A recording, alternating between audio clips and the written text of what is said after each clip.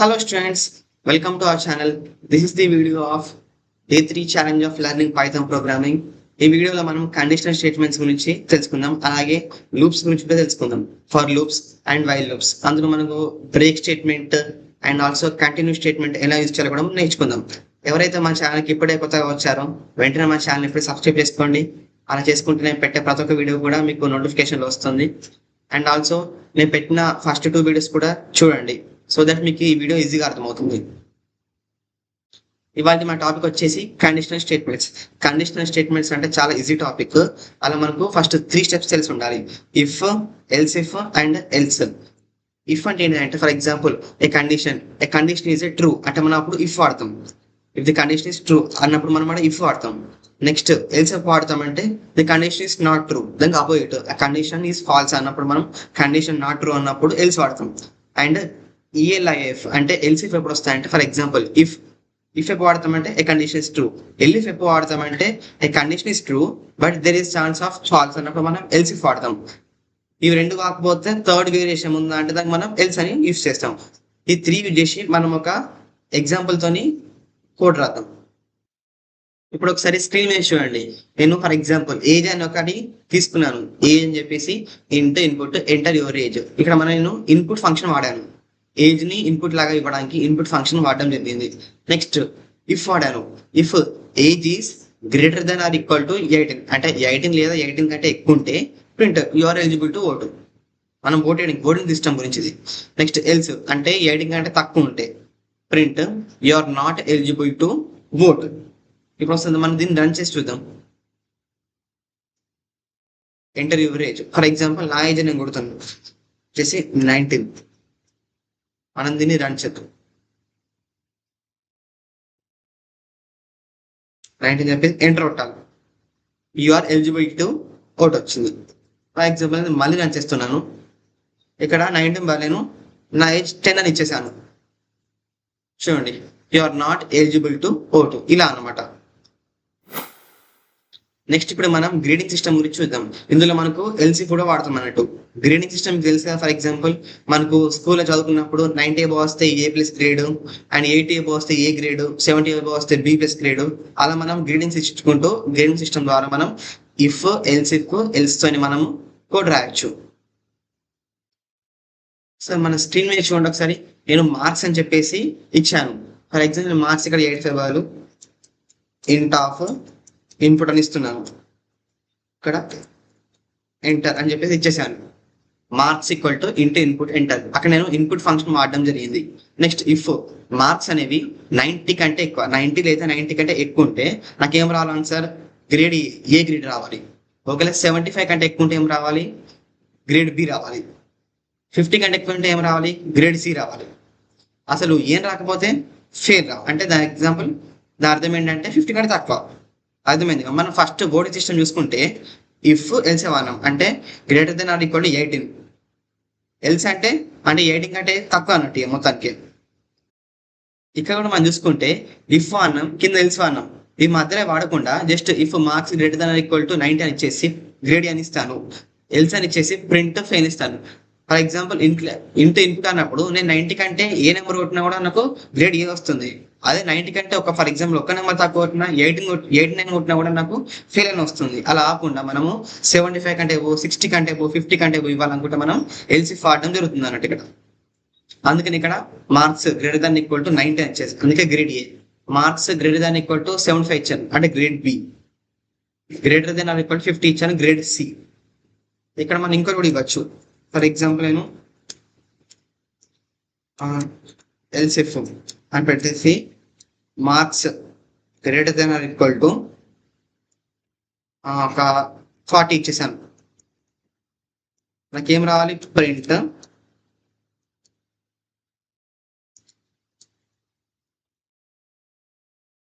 Grade D రావాలి. ఇక్కడ జీవుడు క్యాపిటల్ అవుతాం. గ్రేడ్ డి రావాలి. ఒకసారి నేను రన్ చేస్తున్నాను చూడండి. మార్క్స్ నేను ఇవ్వడమే 40 కంటే తక్కువ ఇస్తాను చూడండి. 32 ఇచ్చాను. రైట్, ఫెయిల్ అని వచ్చేసింది. నేను మళ్ళీ రన్ చేసి 99 ఇచ్చాను. 90 కాబట్టి మనకు ఏ గ్రేడ్ వచ్చింది. అలా అన్నమాట. నెక్స్ట్ ఇప్పుడు మనం నెస్టెడ్ ఇఫ్ గురించి తెలుసుకుందాం. నెస్టెడ్ ఇఫ్ అంటే అది ఇంకా సింపుల్. ఇప్పుడు ఇఫ్ లోపల ఇఫ్ పెడితే దాన్ని మనం నెస్టెడ్ ఇఫ్ అంటాం. ఫర్ ఎగ్జాంపుల్ ఇఫ్ అని ఇస్తాను, దాని కింద ఎల్స్ అని ఇస్తాను. ఇఫ్ లోపల ఏ కండిషన్ ఇస్ ట్రూ అన్నట్టు, ఎల్స్ అంటే ఇట్ ఇస్ నాట్ ట్రూ. ఇప్పుడు ఏ కండిషన్ ఇస్ ట్రూ అన్నప్పుడు ఇఫ్ అన్నాం. ఇఫ్ లోపల మళ్ళీ మనకు ఇంకా 2 టైప్స్ ఆఫ్ వేరియేషన్స్ ఉంటాయి. అండ్ అప్పుడు మనం మళ్ళీ ఇఫ్ ఎల్స్, ఇఫ్ లోపల ఇఫ్ ఎల్స్ వాడితే దాన్ని మనం నెస్టెడ్ ఇఫ్ అని అంటాం అన్నట్టు. ఇప్పుడు దాని మీద ఒకటి మనం ఎగ్జాంపుల్ చూద్దాం. ఇక్కడ కూడా ఎగ్జాంపుల్ తీసుకున్నాను. ఫర్ ఎగ్జాంపుల్ ఒక నంబర్ ఇచ్చాను, ఎన్యుఎం నంబర్ ఇచ్చేసి 12 ఇచ్చాను. If number greater than or equal to 0, ఒకవేళ 0 కంటే ఎక్కువ ఉంటే అందులో మళ్ళీ ఇంకా 2 కండిషన్స్. ఇఫ్ ఆ పాజిటివ్ నెంబర్ అనేది గ్రేటర్ దెన్ 0 అంటే పాజిటివ్ నెంబర్, ఆ పాజిటివ్ నెంబర్ లో దట్ ఈస్ మాడ్యులో విత్ 2 అంటే ఈవెన్ నెంబర్ అయితే పాజిటివ్ ఈవెన్ నెంబర్ అని రావాలి. ఫాల్స్ అయితే మనకి ఏం రావాలంటే ఆన్సర్ పాజిటివ్ ఆడ్ నెంబర్ అని రావాలి. ఓకేలా ఆ నెంబర్ అసలు గ్రేటర్ దెన్ 0 కాదు, అంటే నెగిటివ్ నెంబర్ అయితే అంటే స్టార్టింగ్ మనం తీసుకున్న నంబర్ వాల్యూ నెగిటివ్ అయితే డైరెక్ట్ మనకు నెంబర్ ఈస్ నెగిటివ్ ఆర్ 0 అని రావాలి. ఫర్ ఎగ్జాంపుల్ నేను ఇక్కడ నెంబర్ ఈక్వల్ టు 12 అని కాకుండా ఇంటూ ఇన్పుట్ ఫంక్షన్ ఫామ్ లో ఇస్తాను. ఇన్పుట్ ఎంటర్ ఇచ్చాను, దీన్ని రన్ చేస్తున్నాను. రన్ చేసినప్పుడు ఫర్ ఎగ్జాంపుల్ ర్యాండమ్ నెంబర్ ఇస్తే 8 ఇస్తున్నాం. 8 అనేది పాజిటివ్ నెంబర్, ఎందుకంటే ఫస్ట్ ఈ ఫంక్షన్ లోకి వెళ్తుంది, ఇఫ్ లోకి వెళ్తుంది. మనం it is number is greater than or equal to 0, అది గ్రేటర్ దెన్ 0. నెక్స్ట్ అందులో మళ్ళీ ఇఫ్ లోకి వెళ్తుంది, that number is module with 2, మనకు 0 వాల్యూకి ఈక్వల్ అవుతుంది. అంటే 8 ఈస్ డివిజబుల్ విత్ 2 అంటే that is called even number. అందుకే మనకి ఏమొచ్చింది పాజిటివ్ ఈవెన్ నెంబర్ అని వచ్చింది. ఫర్ ఎగ్జాంపుల్ ఇక్కడ 8 కాకుండా 7 తీసుకుంటాను, పాజిటివ్ ఆడ్ నెంబర్ వచ్చింది. అంటే ఇక్కడ వాల్యూ సాటిస్ఫై అయింది. బట్ ఇక్కడికి వచ్చేసరికి మనకు 2తో డివిజిబుల్ కాదు, అక్కడ మాడ్యూల్లో వర్కౌట్ అవ్వదు, ఈక్వల్ టు 0 రాదు. అందుకే మనకు పాజిటివ్ ఆడ్ నెంబర్ వచ్చింది అక్కడ. ఫర్ ఎగ్జాంపుల్ అట్లా కాకుండా నేను నెగిటివ్ నెంబర్ ఇస్తాను, డైరెక్ట్ -8 ఇచ్చాను, మన డైరెక్ట్ ఏమొస్తుంది నెంబర్ ఇస్ నెగిటివ్. ఫస్ట్ గా చెక్ చేసుకుంటుంది number is greater than or equal to 0, greater than 0 కాదు అంటే డైరెక్ట్ మనకి ఎల్స్ ఆప్షన్కి వెళ్ళిపోతుంది. Print of negative number is negative or 0 అలా వస్తుంది అన్నట్టు. మా నెక్స్ట్ టాపిక్ వచ్చేసి లూప్స్ అన్నట్టు. మనకు పైథాన్ లో లూప్స్ లో వచ్చేసి 2 టైప్స్ ఉంటాయి. ఒకటి వచ్చేసి for loop and second one వచ్చేసి వైల్ లూప్. ఈ ఫర్ లూప్ లో మనం బ్రేక్ అండ్ కంటిన్యూ స్టేట్మెంట్స్ ఎలా వాడాలో కూడా నేను చెప్తాను. ఇప్పుడు ఫర్ లూప్ ఒక ఎగ్జాంపుల్ చూద్దాం. ఇప్పుడు ఈ ఎగ్జాంపుల్ చూడండి, ఫ్రూట్స్ ఎగ్జాంపుల్. నేను ఫ్రూట్ అని చెప్పేసి ఒక లిస్ట్ ఇచ్చాను, apple, banana, cherry, mango and strawberry. నేను ఫర్ లూప్ వాడుతున్నా. ఫర్ లూప్ సింటాక్స్ మీకు తెలిసిందే.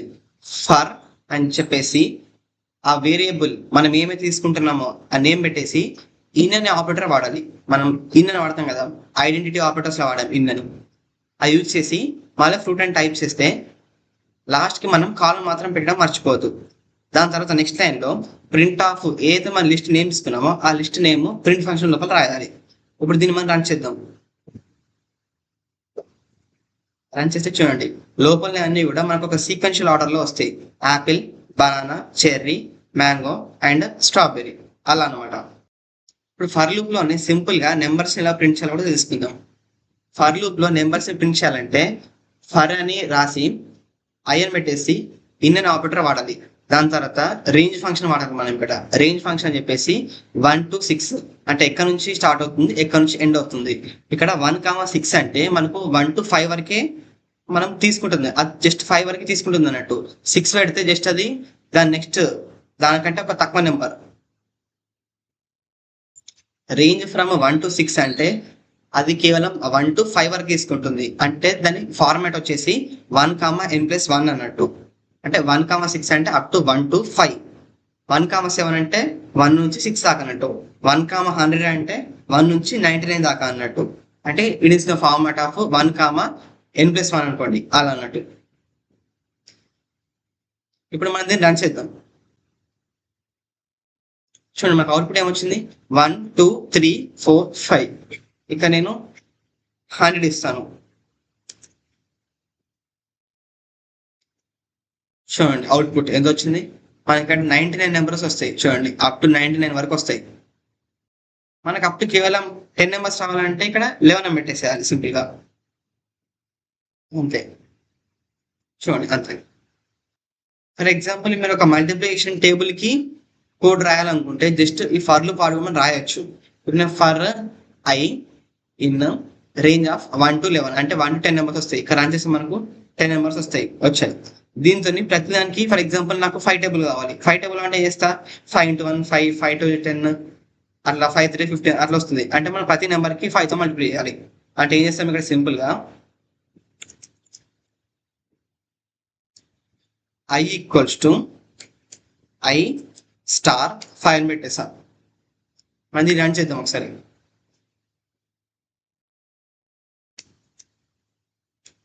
ఇక్కడ మనకి ఇండికేషన్ తప్పు వచ్చింది. ఇక్కడ i స్టార్ 5 పెట్టేసా. చూడండి 5 10 15 20 అప్ టు 50 దాకా వచ్చింది. నాకు 100 టేబుల్ కావాలి. ఇక్కడ 100 పెట్టేస్తా. చూడండి 100 100 100 200 అలా అన్నట్టు 110 1000. నెక్స్ట్ ఇప్పుడు మనం వైల్ లూప్ కూడా ఒక ఎగ్జాంపుల్ చూద్దాం. నేను ఇక్కడ వైల్ లూప్ కి i ఈక్వల్ టు 1 అని ఇచ్చేసా. మనకు వైల్ లూప్ సింటాక్స్ తెలుసు. i లెస్ దాన్ 5 అని ఇచ్చేసాను. Print i plus equals to 1 అంటే i equals to i plus 1 అన్నట్టు. అంటే 1 తీసుకున్నాం. 1 + 1 2, 2 + 1 3, 3 + 1 4, 4 వరకే అయిపోతుంది. ఎందుకంటే 4 కాదు, మనకి జస్ట్ లెస్ దాన్ తీసుకున్నాం అనుకోండి 4 వరకే అయిపోతుంది. ఇక్కడ మనం లెస్ దాన్ ఆర్ ఈక్వల్ తీసుకుంటున్నాం అంటే 1 2 3 4 5 వస్తుంది. ఒకసారి మనం రన్ చేసి చూద్దాం.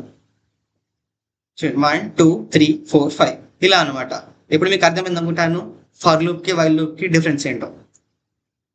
ఇప్పుడు మనం ఫర్ లూప్ లో బ్రేక్ స్టేట్మెంట్ ఎలా వాడతామో తెలుసుకుందాం. ఫర్ ఎగ్జాంపుల్ నాకు ఒక నెంబర్ కావాలి, sequence of numbers from 1 to 100. ఒక నెంబర్ దగ్గర ఆగిపోవాలి, సడన్ గా అక్కడ బ్రేక్ అయిపోవాలి. అప్పుడు మనం బ్రేక్ స్టేట్మెంట్ వాడతాం అన్నట్టు. ఫర్ ఎగ్జాంపుల్ నేను for i in range of 1, for example ఒక 50 అని ఇచ్చేస్తున్నా. If i equal to 3 break అని ఇచ్చేసాను. చూడండి ప్రింట్ i నాకు 3 వచ్చినప్పుడు బ్రేక్ అయిపోవాలడా. రన్ చేసి చూద్దాం ఒకసారి. 1 2 ఫర్ ఎగ్జాంపుల్ ఇక్కడ 3 బదులు 41 అని ఇచ్చేసాను. రన్ చేద్దాం ఒకసారి. చూడండి అప్ టు మనకు 40 వరకు అయింది. 41 ఇక్కడ బ్రేక్ అయిపోయింది. అంటే అక్కడతోని అవుట్పుట్ స్టాప్ అయిపోతుంది అన్నట్టు. ఫర్ ఎగ్జాంపుల్ ఇక్కడ నేను కంటిన్యూ వాడతా.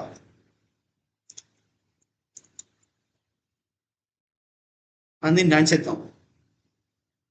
చూడండి మనకు బ్రేక్ కి కంటిన్యూ తేడా ఏంటంటే ఫర్ ఎగ్జాంపుల్ ఒక నెంబర్ కానీ i ఈక్వల్ టు సంథింగ్ ఒక నెంబర్ ఇచ్చేసి బ్రేక్ అని యూజ్ చేస్తే అక్కడతోనే అవుట్పుట్ స్టాప్ అయిపోతుంది. అలా కాకుండా అదే ఒక నెంబర్ ఇచ్చి కంటిన్యూ ఇస్తే ఆ నెంబర్ కాడ స్కిప్ అయిపోయి మిగతా అంతా అవుట్పుట్ సేమ్ వస్తుంది. For example i equals to 41 అని ఇచ్చాను. ఇక మనకు అవుట్పుట్ 1 నుంచి యాస్టిక్ సేమ్ మొత్తం సేమ్ వచ్చింది మనకు సీక్వెన్స్. ఇంకా చూడండి మనం 41 అని ఇచ్చాము. ఆ 41 కాడ స్కిప్ అయింది, మళ్ళీ అంతా కంటిన్యూ అయింది అప్ టు 49 దాకా. ఫర్ ఎగ్జాంపుల్ నేను ఇక్కడ రేంజ్ జస్ట్ 1 to 10 ఇస్తా. అంటే 1 to 9 దాకా ప్రింట్ అవుతుంది. నేను i ఈక్వల్స్ టు 5 కాడ కంటిన్యూ చేస్తా. అంటే ఏమవుతుంది 1 2 3 4 5 కాడ స్కిప్ అవుతుంది, మళ్ళీ 6 7 8 9. ఇప్పుడు మీకు అర్థమైంది అనుకుంటాను బ్రేక్ కి కంటిన్యూకి డిఫరెన్స్ ఏంటో. సో ఓవరాల్ గా ఈరోజు మనము ఫర్ లూప్స్ నేర్చుకున్నాము, వైల్ లూప్స్ నేర్చుకున్నాము, అండ్ బ్రేక్ కంటిన్యూ స్టేట్మెంట్స్ కూడా నేర్చుకున్నాము. అలాగే వాటితో పాటు కండిషనల్ స్టేట్మెంట్స్ కూడా నేర్చుకున్నాం మనం. If, else if, nested if, else statements ఇవన్నీ కూడా మనం నేర్చుకోవడం జరిగింది. సో ఓవరాల్ గా మీకు ఈ వీడియో వర్త్ అనిపిస్తే ఒక చిన్న లైక్ వేసుకోండి. అలాగే మీ ఫ్రెండ్స్కి ఇప్పుడే షేర్ చేయండి. అలాగే మరిన్ని వీడియోస్ కోసం మన ఛానల్ ఇప్పుడే సబ్స్క్రైబ్ చేసి పెట్టుకోండి. Thanks for watching.